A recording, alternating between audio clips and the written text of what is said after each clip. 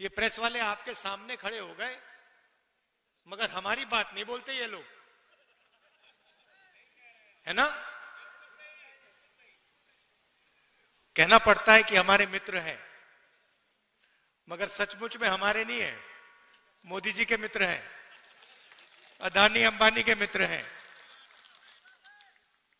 क्योंकि जो जनता की बातें होती हैं तो लिखते नहीं है, दिखाते नहीं है। आपने कभी देखा है टीवी पे किसान की बात होए, मजदूर की बात होते हुए टीवी पे देखा आपने कभी? महंगाई के बारे में सुना? कभी नहीं। मगर अदानी अंबानी जी की शादी दिखाएंगे, ये डांस गाना होगा वहां पे, 10-15 करोड़ की घड़ी होगी, वो सब दिखाएंगे। मगर इनका काम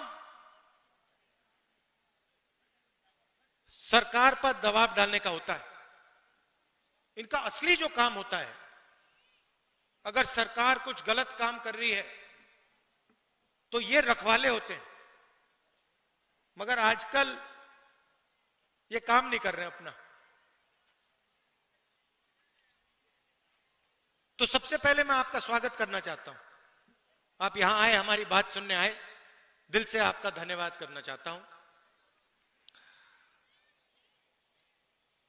1857 की जो क्रांति थी, उसमें राणा बेनी माधव जी का जो रोल था और बीरा पासी जी का जो रोल था, उसको आज हम याद करते हैं। उनकी मूर्ति का उद्घाटन किया। और अभी मैं कह रहा था, जिन्होंने मूर्ति बनाई कहां है? लखनऊ से आए हैं। मैंने कहा कि बहुत सुंदर मूर्ति आपने बनाई है, तो आपका भी हम रायबरेली आपका धन्यवाद करता है।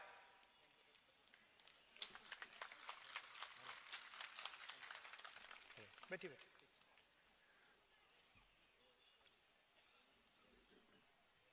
तो ये जो क्रांतिकारी काम किए थे, इसका नतीजा हमारा कॉन्स्टिट्यूशन, संविधान है। ये सब लोग जो अंग्रेजों से लड़े, जिन्होंने अपनी जान दी, जेल में गए, संविधान के लिए लड़े, संविधान के लिए लड़े। और अगर हिंदुस्तान में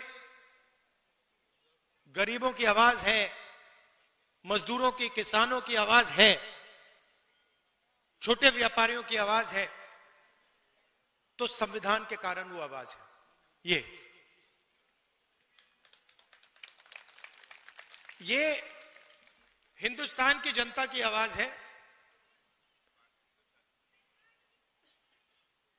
गांधी जी, अंबेडकर जी, नेहरू जी ने ये संविधान दिया, जेल गए, अंग्रेजों के खिलाफ लड़े। उससे पहले माधव सिंह जी लड़े, पासी, बीरा पासी जी लड़े, मगर सारे के सारे इसके लिए लड़ रहे थे। और आज जो लोग हमारी सरकार में बैठे हैं, वही इसका आक्रमण कर रहे हैं। मैंने मीडिया की बात उठाई। राजनीतिक पार्टियों की जिम्मेदारी संविधान को बचाने की होती है, मगर मीडिया की भी जिम्मेदारी संविधान को बचाने की है, संविधान की रक्षा करने की है। मगर ये जो है, ये आजकल संविधान की रक्षा नहीं कर रहे हैं, ये हमारी मदद नहीं कर रहे हैं। इसलिए मैंने शुरुआत में इनके बारे में बोला। आपको ये बातें मालूम होनी चाहिए। आप तो जानते हो, जानते हो ना ये बात, कि मीडिया आजकल हिंदुस्तान में क्या कर रहा है? किसका? अदानी का काम। देश बिक रहा है। एयरपोर्ट्स, पोर्ट्स, इंफ्रास्ट्रक्चर, कोल, रेलवे, सारा का सारा बिक रहा है। कांग्रेस पार्टी लड़ रही है, मैं लोकसभा में लड़ रहा हूं, सड़कों पे लड़ रहा हूं, कांग्रेस पार्टी लड़ रही है, मगर मीडिया वाले हमारी मदद नहीं कर रहे हैं। कोई प्रॉब्लम नहीं है, हम लड़के जीत के दिखाएंगे आपको। देखिए, दो तीन चीजें आपसे मैं कहना चाहता हूं, दो तीन चीजें मैं आपसे कहना चाहता हूं। कन्याकुमारी से कश्मीर तक कांग्रेस पार्टी के लाखों लोग चले। यात्रा में हमने एक नारा दिया, नफरत के बाजार में मोहब्बत की दुकान खोलनी है।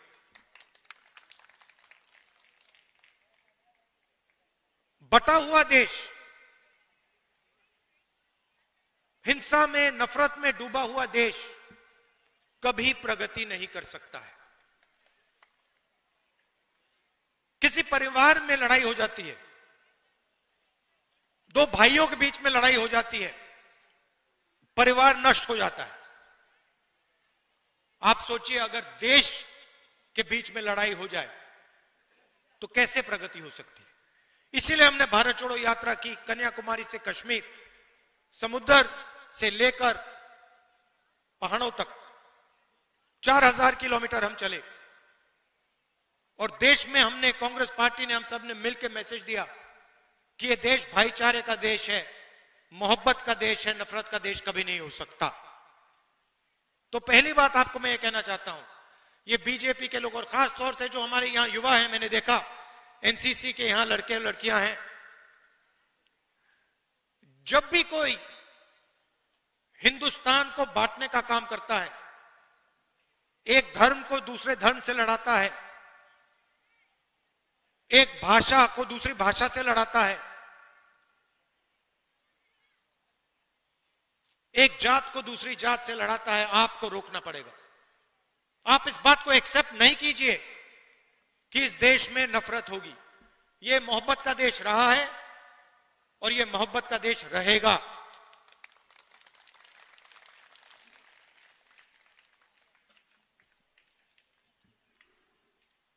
दूसरी बात, देश के सामने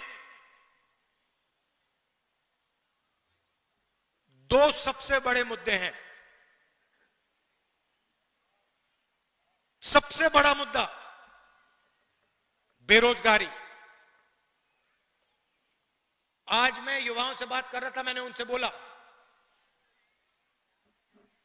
ऐसे टेंट में बात हो रही थी, मैंने उनसे पूछा, देखो,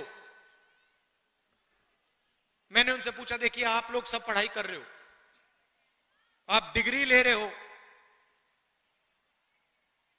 ठीक है, आपको डिग्री मिल गई, हाथ उठा के मुझे दिखाओ, आप में से कितने लोग सोचते हो कि आपको डिग्री के बाद रोजगार मिलेगा। 100 बच्चे थे, आपको मालूम है कितने युवाओं ने हाथ उठाया? एक ने। 100 में से एक लड़के ने हाथ उठाया, बाकी ने हाथ नहीं उठाया। 100 में से सिर्फ एक युवा सोचता है कि उसको रोजगार मिलेगा। और जब मैंने उससे पूछा तो उसने कहा,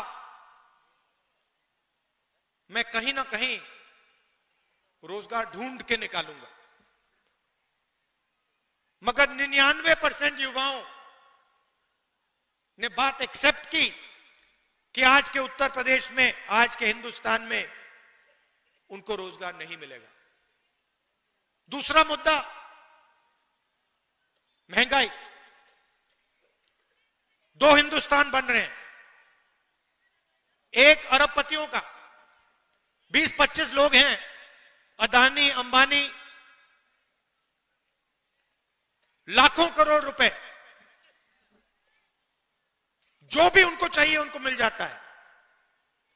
कोरोना के समय 1 लाख करोड़ रुपए का बैंक लोन माफ हुआ उनका, 16 लाख करोड़ रुपए उनके बैंक लोन माफ हुए हैं।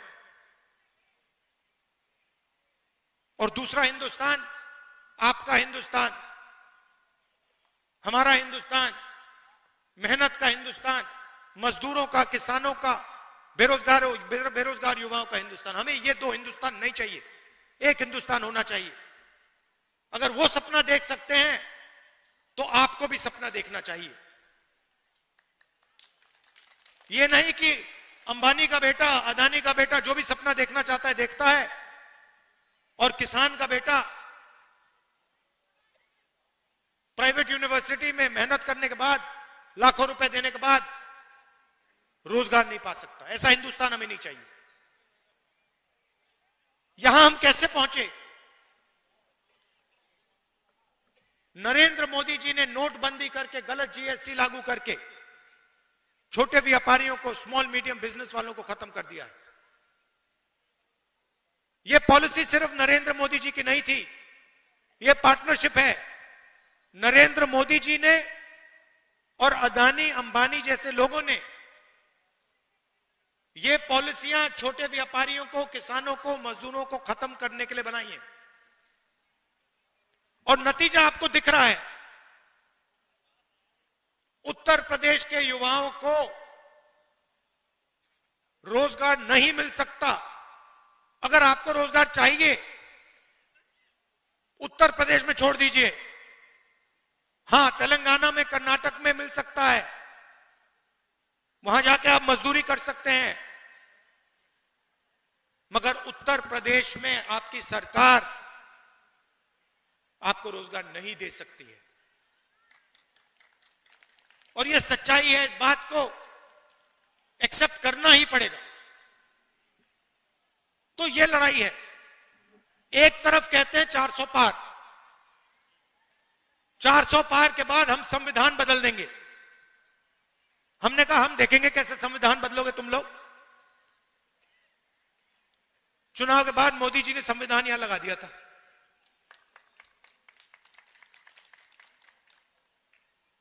और महाराष्ट्र में चुनाव हुआ। आप परिवार के लोग हो तो बताना चाहता हूं आपको, तकरीबन लोकसभा और विधानसभा के बीच में तकरीबन 70 लाख नए वोटर आ गए। 70 लाख नए वोटर जिन्होंने लोकसभा में वोट नहीं दिया। हिमाचल प्रदेश की आबादी नए वोटर आ गए लोकसभा में, विधानसभा में, जादू से आए।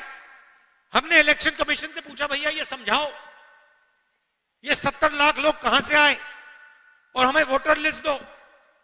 इलेक्शन कमीशन ने आज तक जवाब नहीं दिया। मैंने पार्लियामेंट में बोला,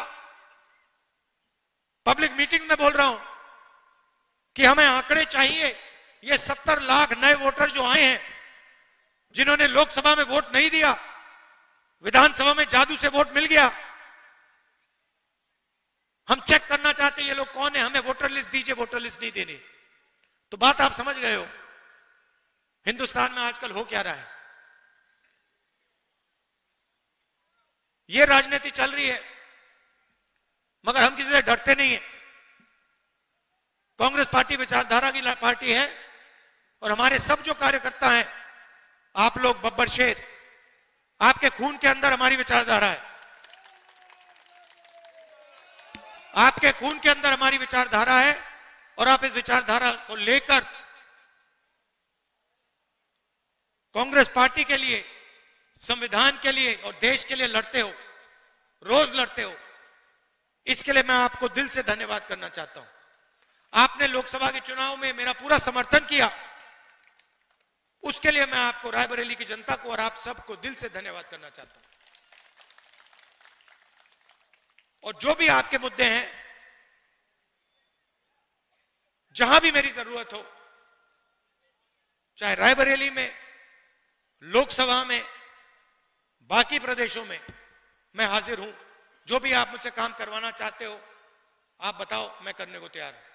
और आखिरी बात, रायबरेली एक ऐसी कंस्टिट्यूएंसी है शायद पूरे हिंदुस्तान में जिसके 2 सांसद हैं। एक मैं हूं और एक प्रियंका है। तो कभी कभी उसको भी यहां बुला लिया करो। वो मुझे वायनाड बुलाती है, मैं जाता हूं। रायबरेली के भी वो सांसद हैं, उसको भी यहां बुलाया करो आप।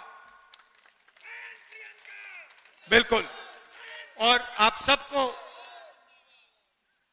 बहुत बहुत धन्यवाद और मेरा प्यार।